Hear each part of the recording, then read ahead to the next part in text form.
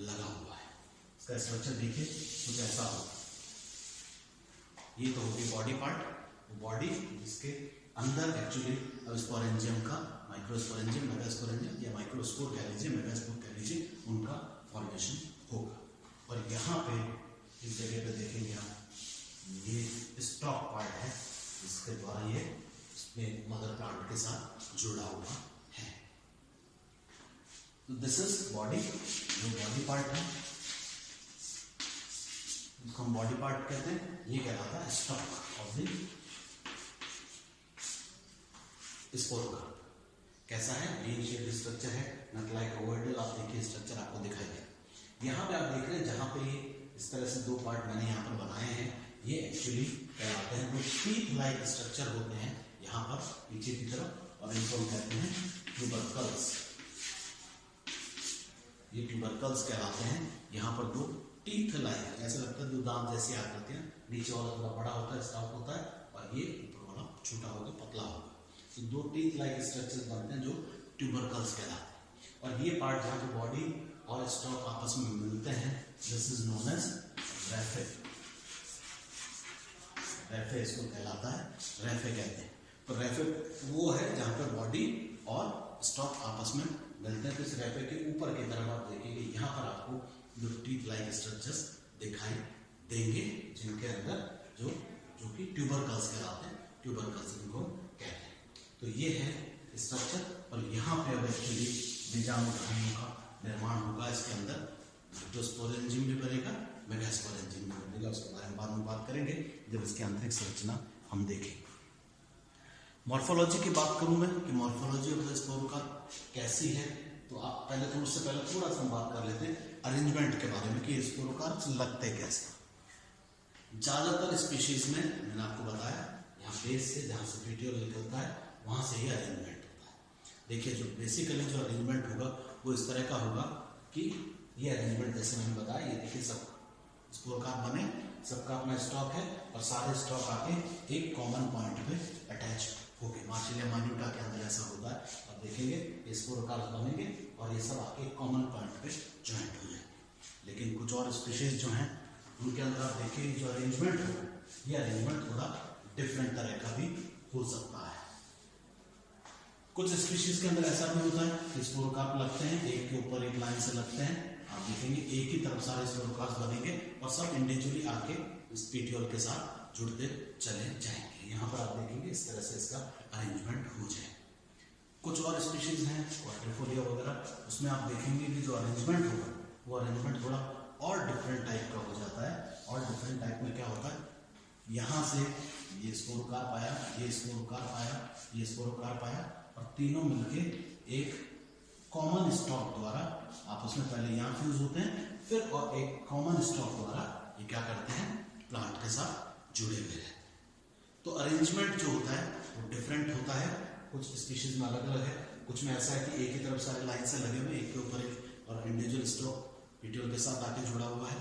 कुछ में ये है कि तीनों के स्टॉक आपस में फ्यूज करके कॉमन स्टॉक बना रहे हैं और फिर यहाँ पर एक कॉमन स्टॉक द्वारा जुड़े हुए हैं। या एक तरीका ये भी हो सकता है कि सब अपने अपने इंडिविजुअल स्टॉक द्वारा एक कॉमन पॉइंट पे आके जुड़ सकते हैं। तो अरेंजमेंट कैसा भी हो सकता है। अरेंजमेंट दो तीन प्रकार का होता है और दोनों तीनों प्रकार की चीजें पाई जाती हैं।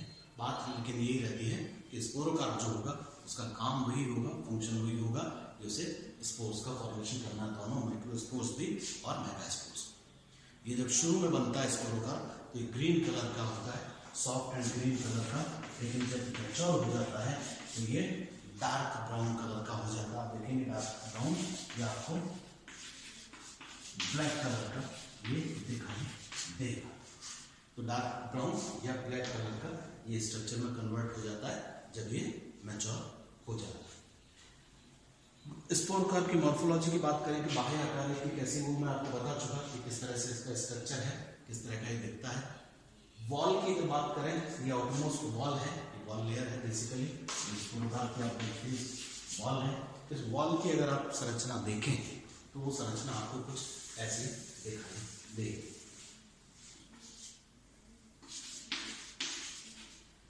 जो वॉल की स्ट्रक्चर है वो बेसिकली तीन पार्ट्स में डिवाइडेड है। सबसे बाहर आपको इस तरह से बड़ी बड़ी क्यूबॉइडल सेल्स दिखाई देंगी। एपिडर्मिस है आउटर मोस्ट, बेसिकली 3 पार्ट में डिवाइडेड है, epidermis, hypodermis and lower inner parenchymatous region. जो वॉल है हमारी मार्सिलिया के स्पोरोकार की, वॉल की हम बात कर रहे हैं, वॉल के स्ट्रक्चर की बात कर रहे हैं कि वो कैसे दिखाई देगी। बड़े बड़े क्यूबॉइडल सेल्स आपको एपिडर्मिस में दिखाई देगी, जिसके ऊपर थिक क्यूटिकल हमको दिखाई देती है, प्रेजेंट होती है। और दूसरी इंपॉर्टेंट चीज ये देखिए, यहाँ पर आप संकन स्टोमेटा देख रहे हैं, खांच आपको दिखाई दे रही है। बेसिकली ये क्या है, स्टोमेटा, या इसको हम कहते हैं स्टोमेटा, बहुत सारे हैं, खूब सारे इसके ऊपर प्रेजेंट होते हैं।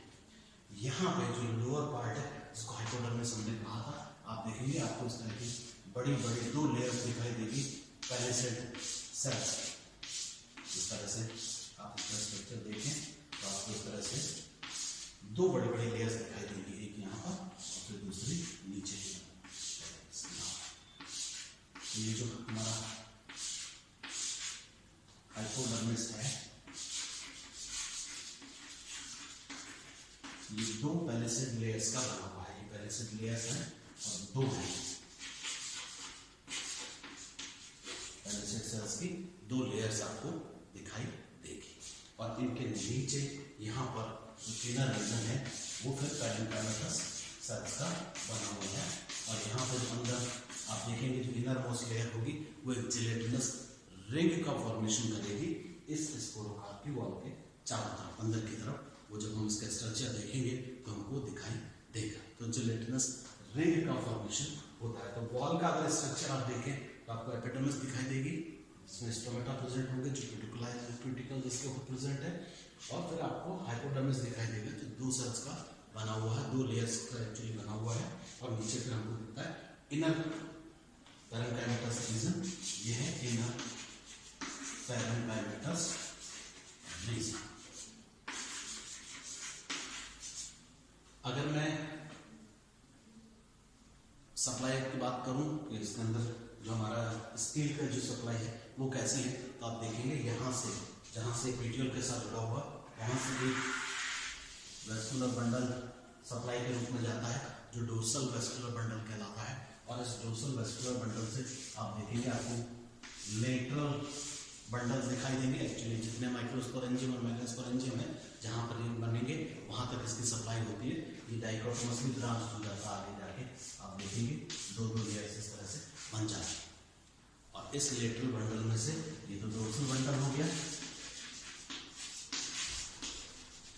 डोर्सल बंडल के लिए निकले हमारे लेटरल बंडल, जो कि उन बीजाणुधानियों में जा रहे हैं जहाँ पर इसकी सप्लाई होनी है। और वहाँ से फिर यहाँ से एक प्लेसेंटल बंडल निकलता है, जो कि प्लेसेंटा का काम करेगा, एक एक स्पोरेंजियम के अंदर ये सप्लाई का काम करेगा ताकि वहाँ तक जाए। इसको कहा जाता है प्लेसेंटल बंडल। तो डोर्सल बंडल, लेटरल बंडल या क्वेश्चनल बंडल्स भी कहलाते हैं। और तीसरे हमारे प्लेसेंटल बंडल। तो ये एक्चुअली सप्लाई है, जो हमारा वेस्कुलर टिश्यू है उसकी सप्लाई इसके अंदर इस तरह से जाए। तो मॉर्फोलॉजी में अगर हम बात करें तो इसको वॉल जो है वो इस तरह होगी, सप्लाई लाइन जो होगी, जो हमारे वेस्कुलर टिश्यू जो है वो कैसे जाएगा, कैसे इसको सप्लाई मिलेगी, उसका जो अरेंजमेंट होगा वो इस तरह से होगा कि मेन डोर्सल बंडल होगा, उससे लेटरल बंडल्स निकलेंगे और उससे फिर प्लेसेंटल बंडल के द्वारा मेन वहाँ तक स्पोरेंजियम तक पहुँचे। तो ये हो गया मार्सिलिया के स्पोरोकार की संरचना, बाह्य आकारी की, बाहर से अगर आप देखें और अगर इसकी सप्लाई देखना चाहें तो वो है। अब हम बात करेंगे about structure, internal structure of sporocarp की आंतरिक संरचना अगर देखी जाए तो वो कैसे होती है। अभी आंतरिक संरचना 2-3 तरीके से कैसे हम सेक्शन काट रहे हैं उस पर डिपेंड करेगी। तो आंतरिक संरचना के बारे में बात करेंगे अगले लेक्चर में कि स्पोरोकार मार्सिलिया का है, उसके अगर आंतरिक संरचना हम देखें